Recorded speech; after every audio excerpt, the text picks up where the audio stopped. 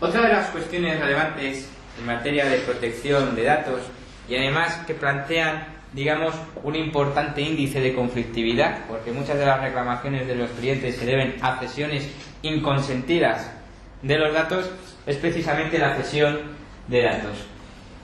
Fíjense, la normativa en materia de protección de datos lo que exige es que el responsable del fichero, por obligación legal, para ceder los datos de su cliente a un tercero, tiene que recabar el consentimiento expreso. No vale deducirlo, no vale inferirlo, no, tiene que constar expresamente ese consentimiento informado. Antes, el compañero planteaba un supuesto muy habitual en la agencia inmobiliaria. ¿Qué sucede si a mí el comprador me encomienda la gestión de financiación y yo le doy esos expedientes o bien a Alfa Hipotecas o a una entidad financiera? ¿Estoy autorizado a ceder esos datos?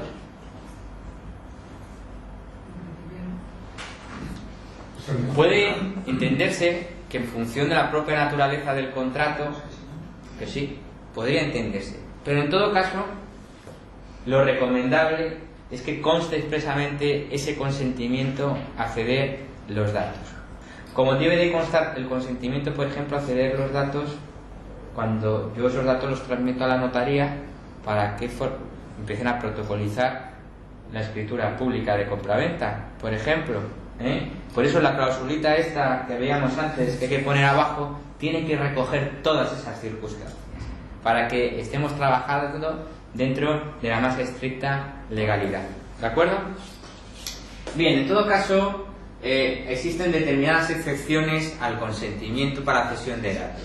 Así, cuando sean fuentes accesibles al público, o cuando esos datos nos los pida el defensor del pueblo, o cuando esos datos nos los vaya a pedir el Ministerio Fiscal, nosotros no tenemos que recabar el consentimiento del cliente para dar esos datos, como le estoy diciendo, al Ministerio Fiscal o al defensor del pueblo, o evidentemente si esos datos lo que los extraen han sido de fuentes accesibles al público, es decir, que son fuentes al que todo el mundo puede acceder a esa información.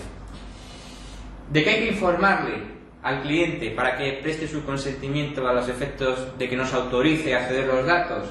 Pues hay que comunicarle la cesión, hay que comunicarle la finalidad del cesionario, es decir, aquel a quien yo estoy cediendo los datos, para qué los quiere, con qué finalidad los quiere, en definitiva, la naturaleza de los datos que le voy a dar.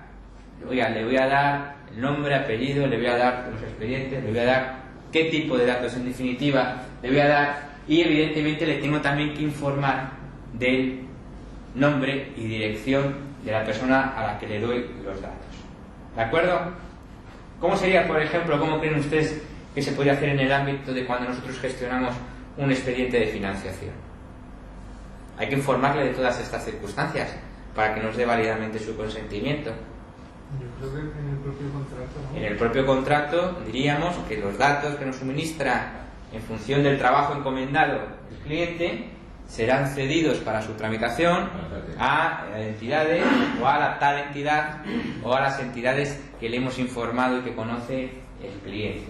Y ya está, con eso será más que suficiente. ¿De acuerdo? Seguimos.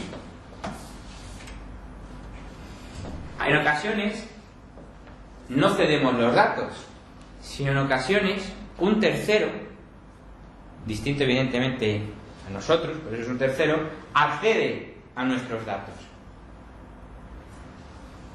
Por ejemplo, yo tengo nóminas de mis empleados y esas nóminas me las tramita una gestoría. ¿Estoy cediendo los datos a la gestoría para que la gestoría pueda hacer lo que quiera con esos datos? ¿O esa gestoría lo que está haciendo es tratando esos datos que son míos? ¿Qué creen ustedes? Está tratando datos que son míos. La cesión implica que yo le doy a un tercero esos datos y ese tercero con esos datos puede hacer lo que quiera. Pasa a ser automáticamente él responsable de esos datos. Pero el que un tercero pueda acceder a determinados datos míos no significa que ese tercero pueda hacer lo que quiera con esos datos. Lo que significa que ese tercero va a hacer con esos datos aquello que yo le diga. Por ejemplo, gestionarme las nóminas. Y eso es lo que llamamos acceso de terceros. Por ejemplo, ustedes captan inmuebles, ¿verdad? ¿Sí o no? Sí. Y esos inmuebles los vuelcan en un portal. Esos inmuebles, ¿quién es el responsable del fichero? ¿Quién es el responsable de esos datos? Ustedes. Pero hay un tercero que está sometiendo esos datos a un tratamiento que ustedes le han encargado. Bien, ese tercero sería el encargado del tratamiento. Igual que puede ser una gestoría con respecto a los datos de nóminas. ¿Queda claro? Pues bien, para esos casos no hay que informar al cliente de que va a haber un tercero que va a tratar esos datos. Aquí el consentimiento, podemos decir entre comillas, que se entiende implícito. Ahora bien, lo que sí me exige la ley es que yo firme con ese tercero un contrato que se llama contrato de encargado de tratamiento, en virtud del cual yo establezca las obligaciones de ese tercero y el trabajo que ese tercero tiene que desarrollar para los datos de los cuales yo soy responsable del fichero. ¿Alguna duda?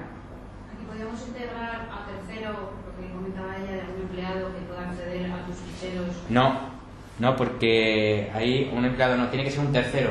Un empleado forma parte de mi empresa. Un servicio de mantenimiento de los ordenadores, se me van todos por ahí. Por ejemplo, contrato de hosting, tú tienes almacenado los datos en un servidor y tal. Bueno, pues tienes que tener ese tercero podría acceder a esos datos, tienes que tener ese contrato. ¿De acuerdo? El ejemplo típico es el ejemplo de la gestoría, la que me está tramitando las nóminas y demás.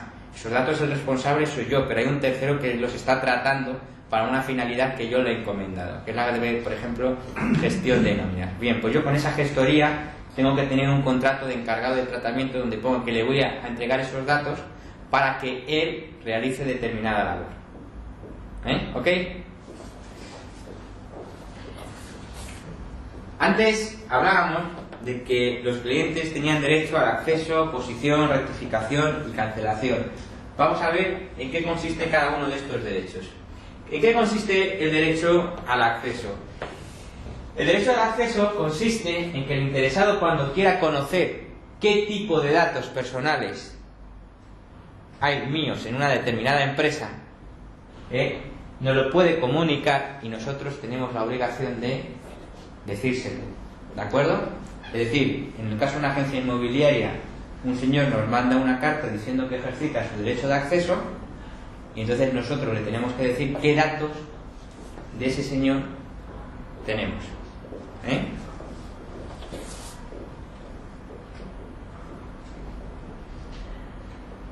Derecho de rectificación.